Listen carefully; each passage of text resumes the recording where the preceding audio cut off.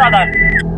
ቪዲዮ እንዴት ነው ከሰይድ ጋር ልጆች ሸባ ጋር የምትገናኙበትን መንገድ ሲቪል ሰይድ አሁን አስቀያሚ ህይወት ላይ ነው ያለው። እኔንም ልጠጋኝና ሐሳቡንም በሙሉ ለሙሉ ልገልጽልኝ ፍላጎት አልሆነም የለውም። እኔ ያየው በቃ እሺ ፍራሽ ከቤት አውጥቼ እሰጥሃለሁ ናናስ በቀንማ እንትን አትልም። እሺ በለኛ ሰይዴ።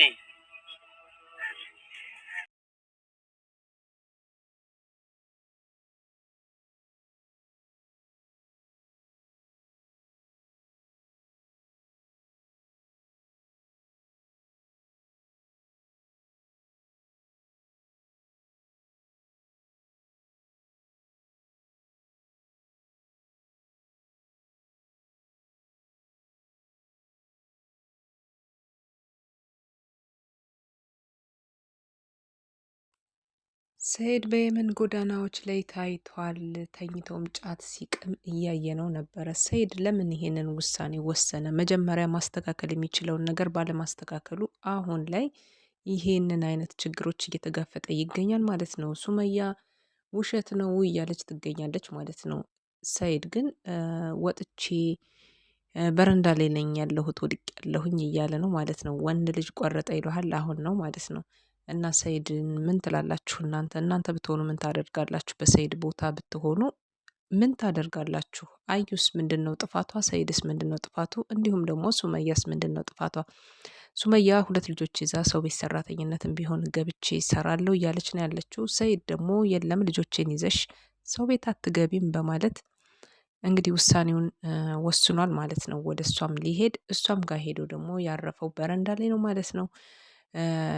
ውድና የተከበራችሁ ቤተሰቦቼ አዩም ብትሆን እንግዲህ ለመሄድ ዝግጅት ላይ ነበረች ማለት ነው። እኔም እሄዳለሁ እያለች ነበረ። ግን አዩ የምትሄደው ለተንኮልና ለክፋት መሆን አለበት ብዬ ነው የማስበው። ምክንያቱም የሱመያ ልጆች ይዛ ሰው ቤት መቀጠሯን ሳይሆን ያሰበችው ሱመያን ለመበቀል እንዲሁም ለማናደድ ወይም ደግሞ ሰኢድን ለመከተል ብላ ያሰበችው ይመስለኛል ማለት ነው አካሄዷ። እና ይሳካላታል ወይስ አይሳካላትም? አዩ ዱለኛዋ ተደባዳቢም ብትሆንም በአሁኑ ሰዓት ላይ ግዴታ ለየትኛውም ለሰኢድም ይሁን ወይም ለሱመያ አስፈላጊ ናት ብዬ አስባለሁ ማለት ነው። መጀመሪያም ጥፋቱ ያለው ከሰኢድ ነበረና ሰኢድ ሁለቱንም አስተካክሎ ባለመምራቱ ወይም ደግሞ አስተካክሎ ኑሮን በትክክል መሄድ ባለበት አቅጣጫ ባለመካሄዱ ምክንያት አሁን ለዚህ ሁሉ ችግርና ለዚህ ሁሉ መፍትሄ ላጣው ውጥንቅጡ ለወጣው ችግር ውስጥ የተጋለጠው ሰኢድ ራሱ ባጠፋው ጥፋት ነው ማለት ነው። ስለዚህ ሱመያ ያው ሁለት ልጆች ይዛ መቼም ሰው ቤት አትሰራም። እሱ እንዳለው ከሆነ እሱን ለማናደድ ብዙ ነገር ማድረግ እንደምትፈልግ እየተናገረ ነበረ ሰኢድ ለራሱ ማለት ነው። እና ስለዚህ ሱመያም አውቃም ከሆነ ሰኢድን ለማናደድም ፈልጋ ከሆነ ገንዘብ ቸግሯት አይደለም እኔን ለማናደድ ብላ ነው እያለ ነበረ። እና እውነት እሱን ለማናደድ ከሆነ ይሄን ነገር የተጠቀመችው ጥሩ ብለናል። በተረፈ ግን የእውነት ከሆነ ልጆች ይዞ ሰው ቤት መቀጠር በጣም ከባድ ነው። ያውም በአረብ ቤት በጣም ይከብዳል ማለት ነው። ስለዚህ በትክክል ፈጥኖ ሊያድናት ይገባል።